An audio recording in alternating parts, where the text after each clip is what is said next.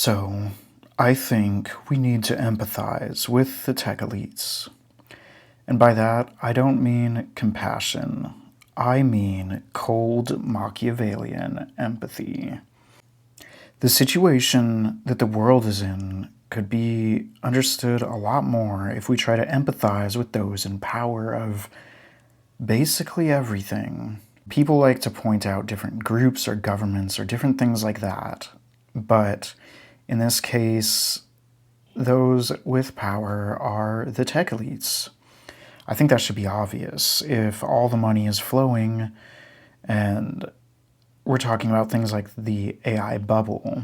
So, what do I mean by empathizing with the tech elite? The reason we should do this is essentially to simulate what it's like to be them so we can understand why they're making the choices they make.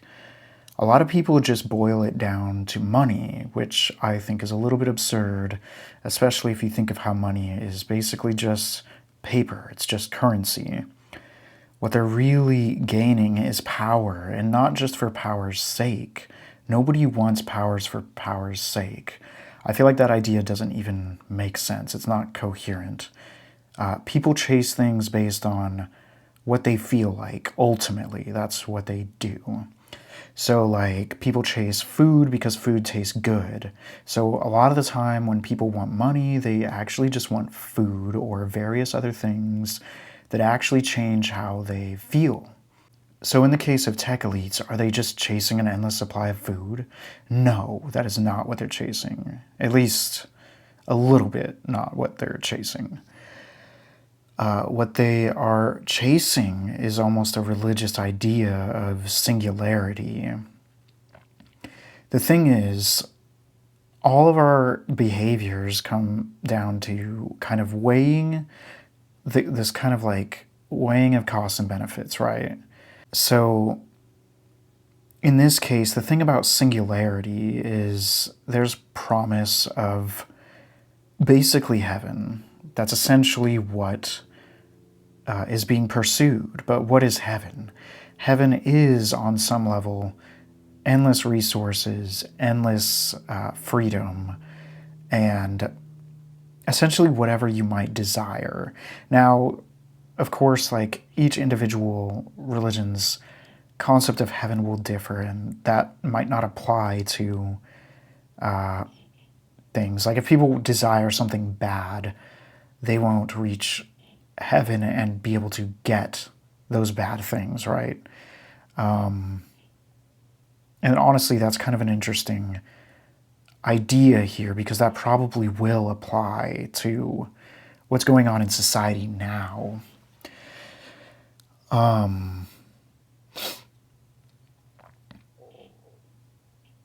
Okay, so empathizing with the tech elite and singularity. If you imagine that singularity is essentially the path to everything we could ever want, just imagine, what would you pay? What kind of price would you pay for that? I think inarguably everything, because you're essentially entering a new kind of world, a heaven world in which there are no costs. Like that's essentially the golden idea of this scenario.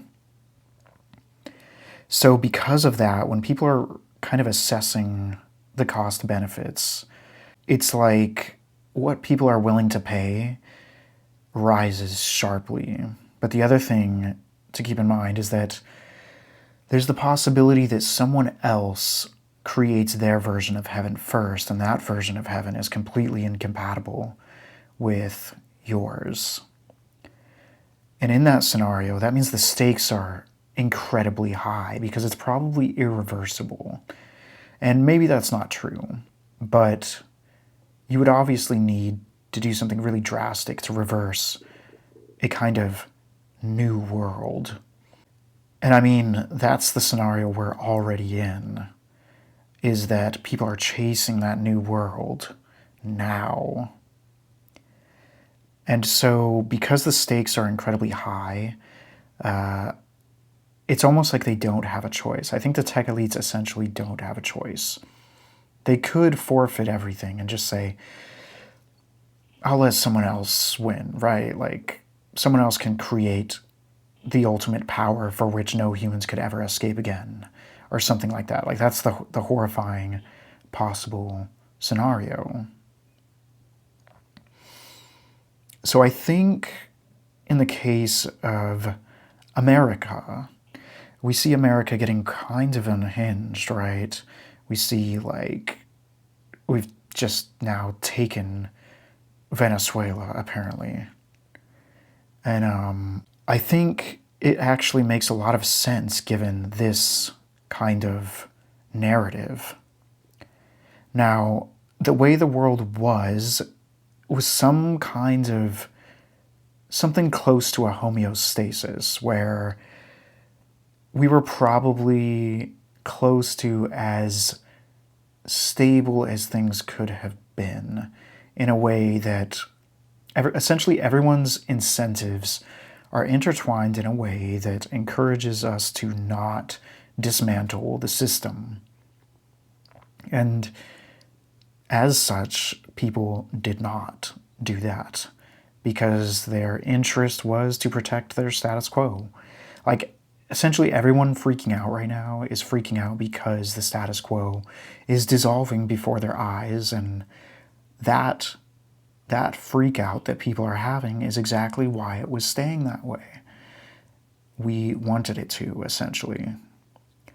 But now we've entered a new scenario where there's not really a choice.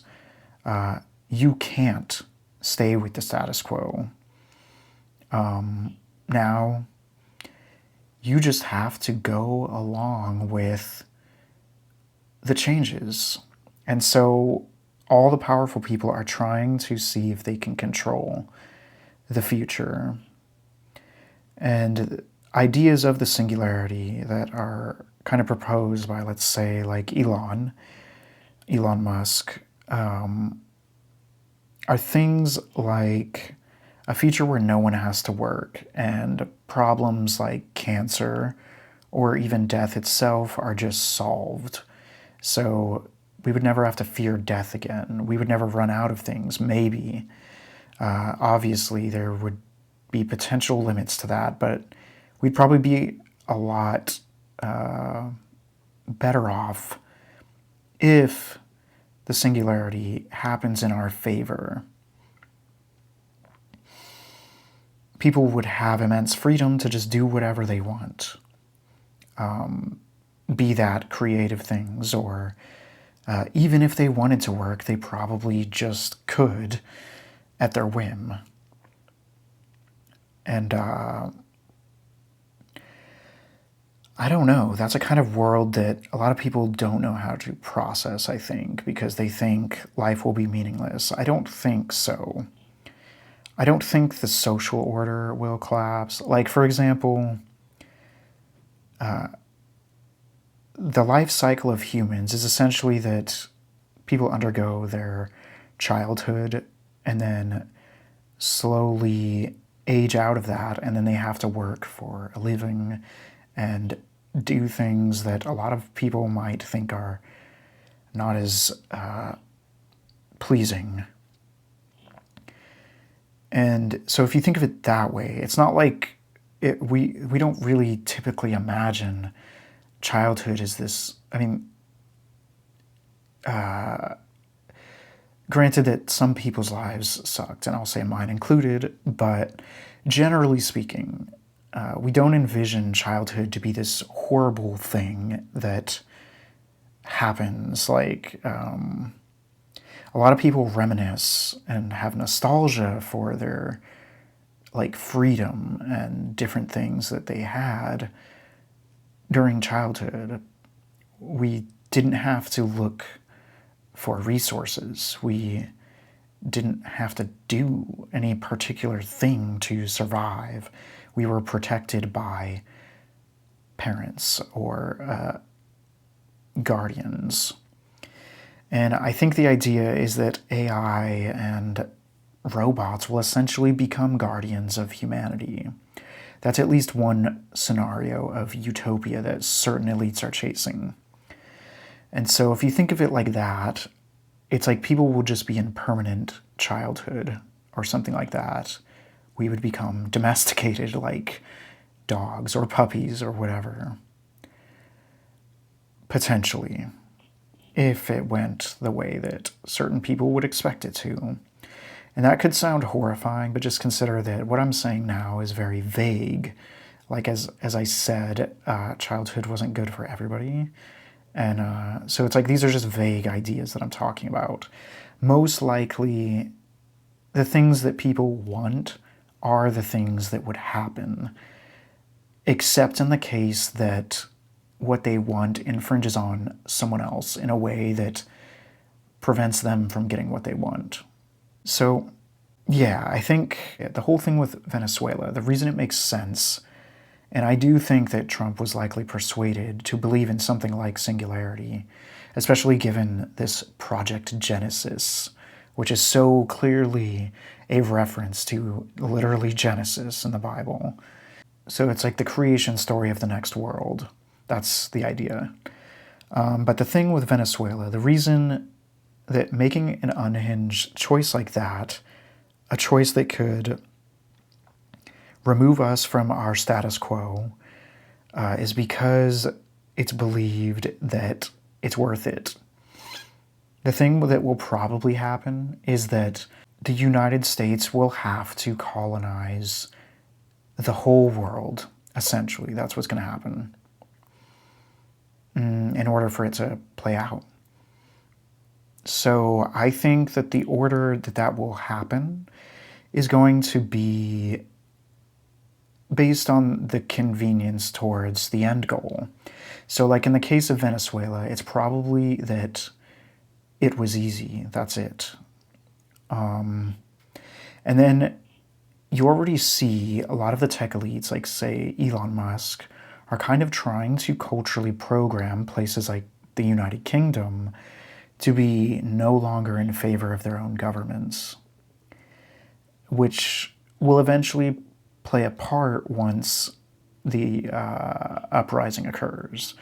There will be an uprising in which the tech and the United States will encourage different countries to unite with the expanding United States.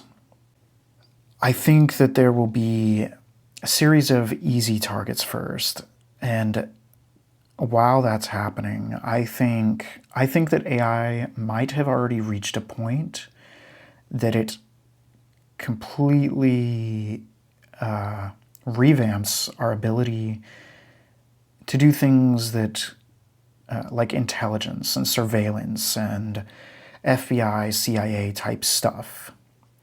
I think that, like, let's say in the case of things like nuclear war, people are afraid of that a lot right now, especially with the kind of unhinged things that seem to be happening. I don't really think that's going to happen.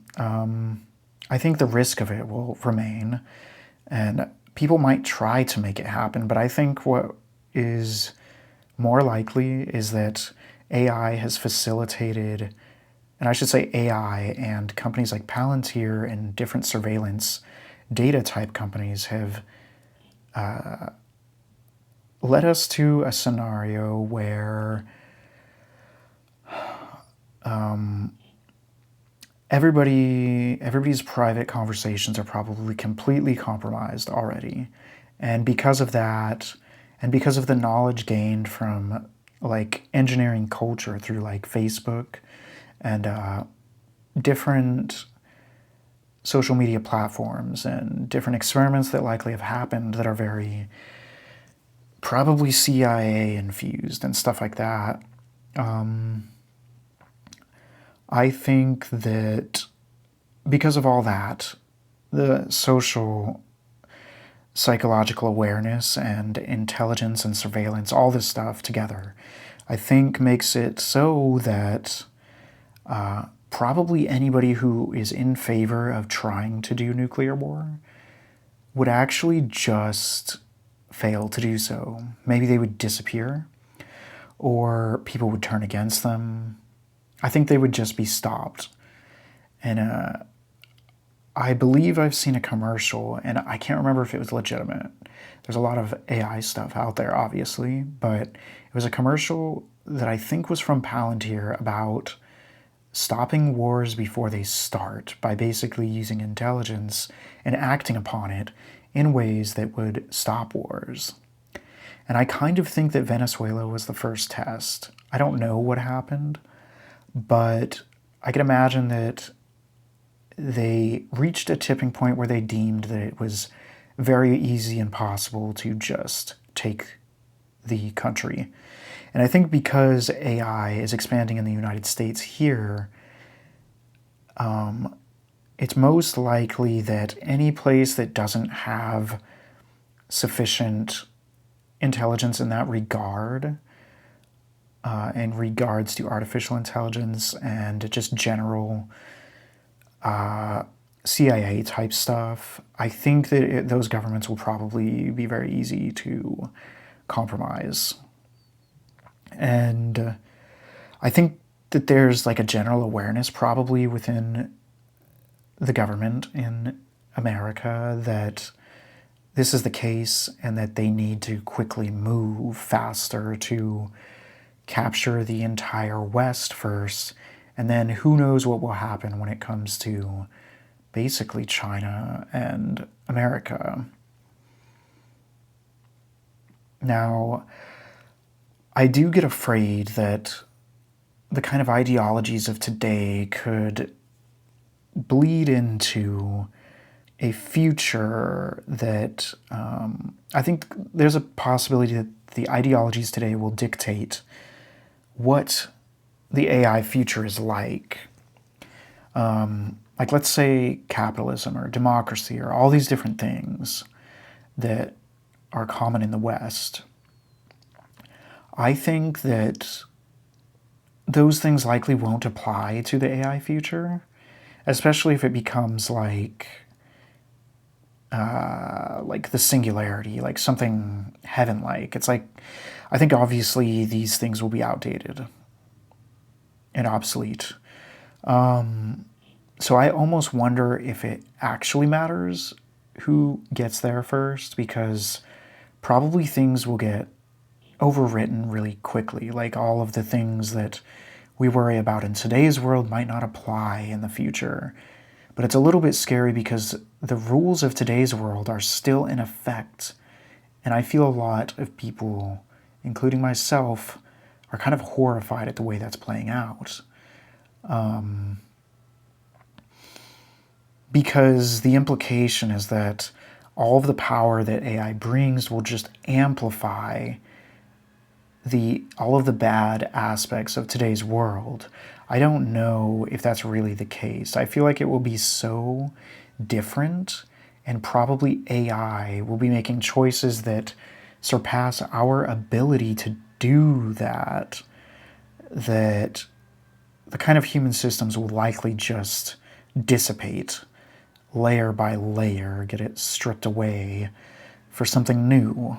I think that's the most likely outcome. So part of me isn't exactly worried about who gets there first, but there is that potential fear that a lot of people have. Like, what will the future look like if China gets there first, or if America gets there first? We don't really know, but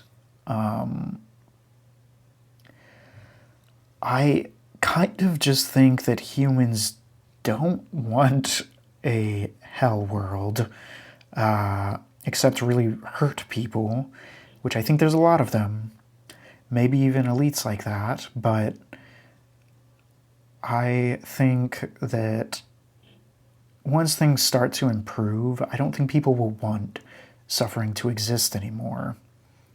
So I think that we might actually reach a heaven world. I don't know, but I'd be curious, what's your take on all of this? Let me know in the comments below, and have a nice day.